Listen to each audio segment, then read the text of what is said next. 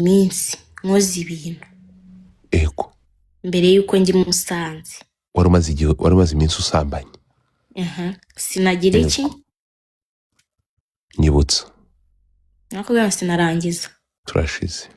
hanyuma ngeze kuri uwo mukobwa ibyakurikiyeho narabikubwiye. Ntabwo ahangaha dukeneye refresh. Nabyo Imana imbabarira sinshaka kongera kwisanga hari aboro. Ariko se ahaboro kunteranya. Ariko so guteranya rorya kwa nyina reka nawe rero. Nteranya. Ufite ukuntu nawe urugisha. Hari urya kwa nyina tugende. Kuntu baba batwikiye bari kumva nta n'ikintu bari kuntama. Ibyo ushaka amafaranga ngahe?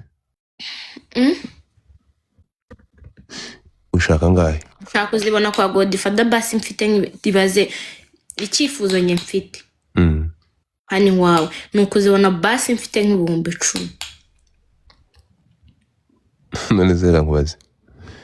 Cyangwa se ibihumbi 5 byonyine. Ndi kukubaza n'uyo bazakora. Iyi live mpaka inkuru yose kwa Godfather. Amakoyini uyakoze iki?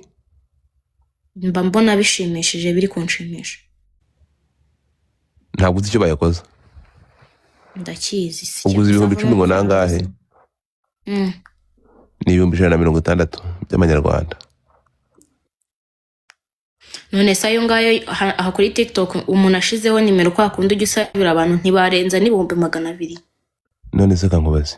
Bayarenza. Semba nshaka izo coin gusa nyine kubona biri gutumuka biba biguhabari sawa. Nta nubwo ndabikuzaho na rimwe.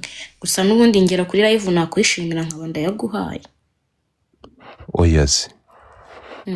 Wowe nukugira ngo ndabikuza pe. Ngenda tanga mwana.